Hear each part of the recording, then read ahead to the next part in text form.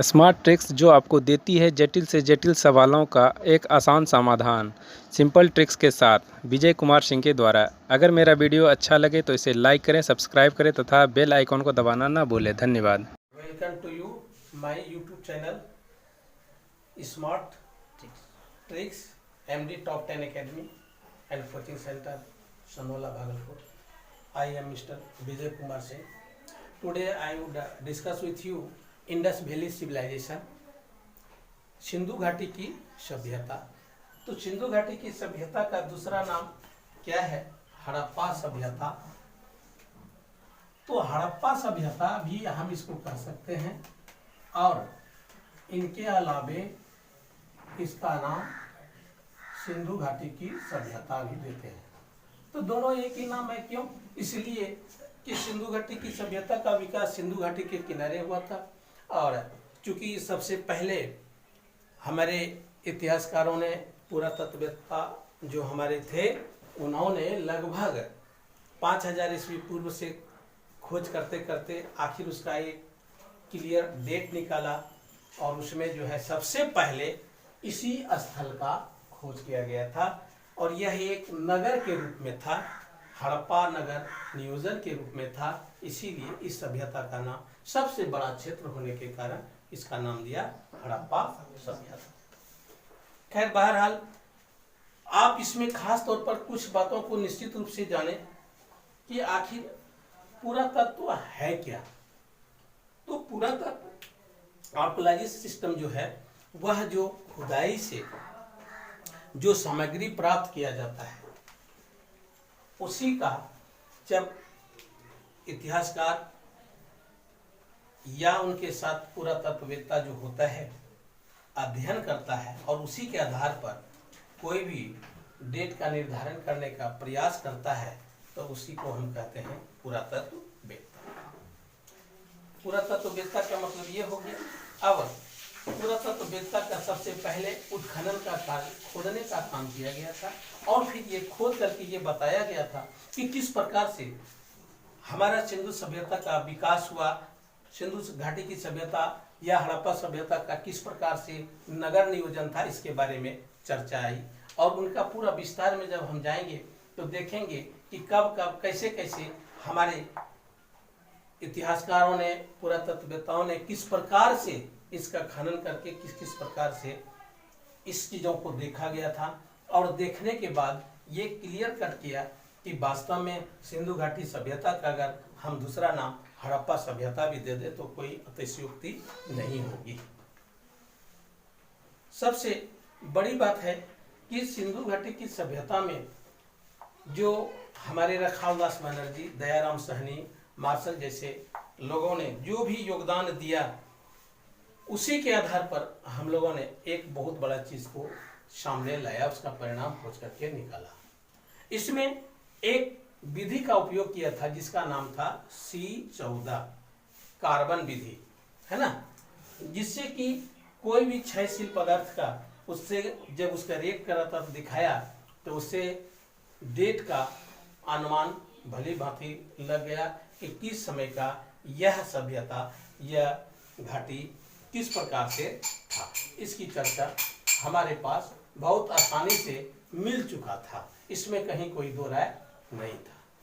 इसीलिए इस सभ्यता का सबसे, इंडस वैली सिविलाइजेशन के बारे में सबसे ज़्यादा नॉलेज लेकर के लोग आगे बढ़ा। और अगर आप इनके नगर नियोजन के बारे में जानोगे, समझोगे, सड़क योजना के बारे में जानोगे, समझोगे, तो ऐसा लगेगा कि कितना बड़ा जो चीज आज आधुनिक समय में हम नकल कर रहे हैं वह तो उसी समय विकसित हो चुका था। कैसे? एक एग्जांपल देता हूं कि सड़क योजना की बात थी तो सड़क दोनों तरफ से सिंधु घाटी की सभ्यता में 90 डिग्री पर, ये 90 डिग्री पर कटता था, ये 90 डिग्री पर कटता था और सड़क का जो ये मुख्य भाग था ये जो है क्या होता था, ऊंचा होता था। बीच का भाग, मिडिल पॉइंट क्या होता था, ऊंचा होता था और दोनों तरफ, और इसके किनारे ड्रेन था, बड़ा ड्रेन, फिर इसके किनारे छोटा ड्रेन था। ड्रेन माना नाला, बड़ा नाला, छोटा नाला। छोटा नाला के अब देखिए उसी समय क्यों इसको नगर नियोजन कहा गया? तो उस समय जो यहाँ पर जो लोग बसे थे इतना सुसभ्य थे, सब शिक्षित थे कि इस तरह से बसे हुए थे। तो निश्चित रूप से वो उस समय में उस तरह से बसा हुआ था। जो आज आप कहते हैं एक नगर की तरह बसिए, सिस्टम में बसिए, अच्छा लगेगा, लाइन से आइए, तो वो सारा चीज तो उसी समय विकसित था। यहाँ पर क्यों ये भाग ऊंचा रखा था? क्योंकि जब वर्षा का जल पड़े तो बस पड़ करके स्वयं वो ड्रेन में चले जाए, इसीलिए ये बीच भाग। अगर ये गहरा रहता तो वहां पर रोड में क्या होता? पानी क्लॉटिंग हो जाता, जम जाता, तो निश्चित रूप से क्या होता? वाटर लॉगिंग होने से क्या होता? निश्चित रूप से वो हमें हानि कर देता और सड़क खराब हो जाता। इतना सुंदर व्यवस्था था। दूसरा 90 डिग्री पर इसलिए काटने का प्रयास किया था कि इधर से अगर इधर हवा जाए तो बिल्कुल इधर की गंदगी उधर एकदम स्पष्ट रूप से चला जाए, इधर से आए तो इधर चला जाए, कहीं कोई दिक्कत नहीं थी। इस तरह की सड़क योजना उस समय थी, इस तरह की नगर योजना उस समय थी। उस समय नगर योजना की विशेषता क्या थी? तो उस समय नगर योजना की विशेषता यह थी कि हर घर में स्नानगिरी, पूजागिरी, रसोई घर, ड्राइंग, सोने का कमरा, सब एक लाइन से बना हुआ होता था। जो आज लोग बनाते हैं वह उस समय बना हुआ था। तो अब बताओ कि सिंधु घाटी की सभ्यता में जब इतना विकसित रूप था और आज वही चीज आप बनाते हैं तो कहते हैं कि हम विकसित हो गए। तो आप विकसित क्या हुए? मैं तो यही कहता हूं कि हम और आप उस चीज का क्या करते हैं? नकल करते हैं। नहीं, नकल करते हैं, और नकल करके हम कहते हैं कि हम बहुत बड़े वैज्ञानिक बन गए। मैं पूछता हूँ एक सिंपल सा उदाहरण। अभी कोरोना वायरस के कारण हमने बहुत डर से घर से बाहर निकलना बंद कर दिया और रामायण देखना शुरू कर दिया।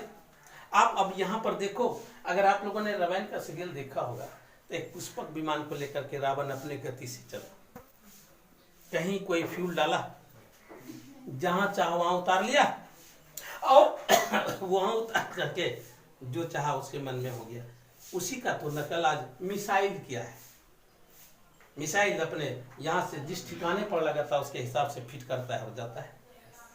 यही चीज तो है। आप उसी चीज का केवल अंतर कर देते हैं, नकल करके, और नाम बदल देते हैं, आप वैज्ञानिक बन जाते हैं। लेकिन अगर गहन अध्ययन करें तो देखिए ये सारी व्यवस्था हमारा सबसे पहले ही क्या हो चुका था? समाप्त हो चुका था, बन चुका था कि नहीं बना था?